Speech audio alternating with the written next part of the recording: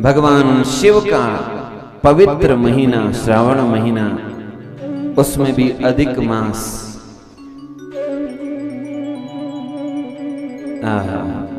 कल हम कथा सुन रहे थे, भगवान देवादिदेव महादेव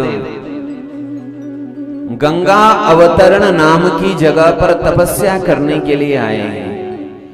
ये गंगा अवतरण जगह कहाँ है? गंगोत्री की तरफ। गंगा जी की पवित्र पुलिन पर गंगा अवतरण नाम की जगह है, जहां पर पवित्र गुफा है। भगवान देवादिदेव महादेव वहीं भजन कर रहे हैं, तपस्या कर रहे हैं, तप में हैं। और जब भगवान महादेव तप कर रहे हैं तो पर्वतराज हिमालय को पता चला भगवान महादेव मेरे निकट आए हैं। तो भगवान महादेव का दर्शन करने के लिए पर्वतराज हिमालय गए, प्रणाम किया, निवेदन किया, बड़ी कृपा आपके दर्शन हुए प्रभु, पर आप मुझे बताइए आपकी कुछ यदि सेवा करनी हो तो मैं आपकी सेवा कर सकूं।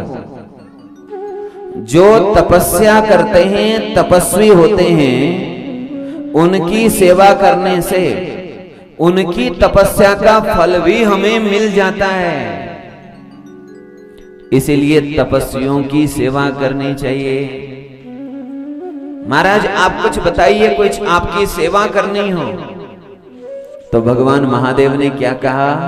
पर्वतराज मेरी सेवा यही है, अद्य प्रवृत्तिनो यातु कोपि गंगावतारणम्।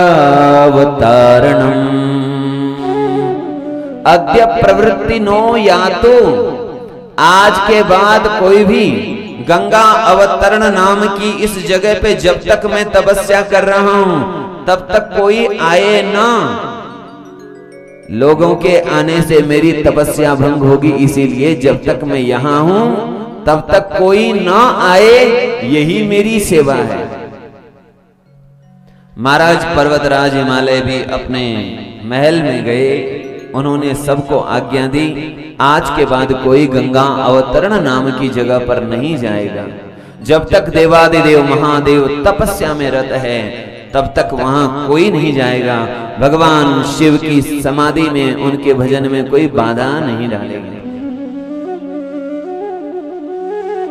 भगवान महादेव कुछ अपने गणों को, नंदी भृंगी आदि गणों को साथ में रखे हुए हैं, लेकिन ये गण भी भगवान महादेव के संकल्प के अनुरूप सेवा कर रहे हैं। ऐसे नहीं कि देवादिदेव भगवान तपस्या में रत हैं और नंदी भृंगी सामने बैठ करके गप लगा रहे हैं। ऐसा नहीं। सेवा धर्म अति ही कठोरा, सेवा धर्म बहुत कठोर है, कठिन है। उत्तमस् चिंतितम कुर्यात प्रोक्त कारी तु मध्यमः। उत्तम सेवा कौन सी है? चिंतितम कुर्यात।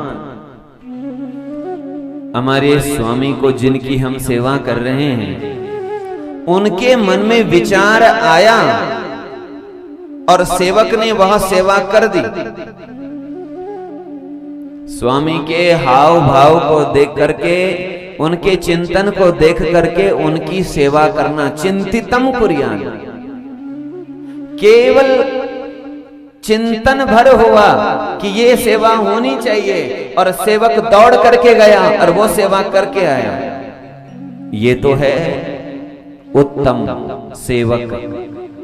प्रोक्तकारी तो मध्यमः।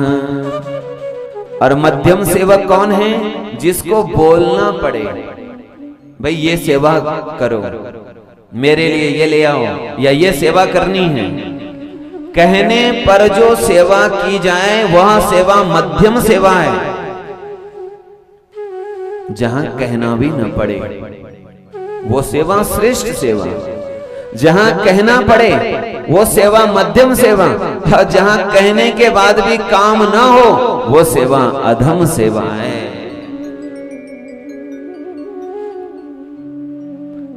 हाँ, ऐसे भी सेवक होते हैं। गुरुजी ने कहा ऐसा करो, जरा वो गाय जा रही है वन की ओर, उन्हें ले आओ और बांध दो गौशाला में।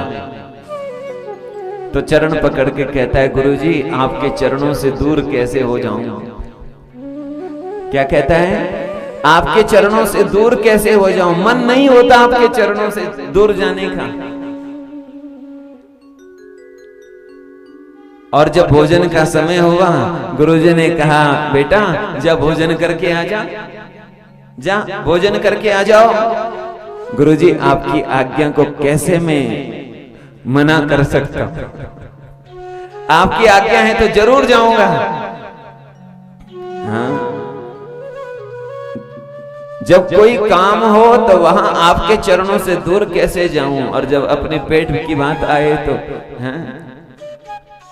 तो ये जो सेवक हैं ये अधम सेवक हैं। नंदी भृंगी श्रृंगी आदि ऐसे सेवक हैं। भगवान महादेव तपस्या में हैं, भगवान महादेव मौन हैं, तो उनके यहां सेवक भी मौन हैं। हमारे बोलने से भगवान के भजन में बाधा ना हो जाए। और याद रखना, मौन केवल वाणी का नहीं, मौन विचारों का भी होता है।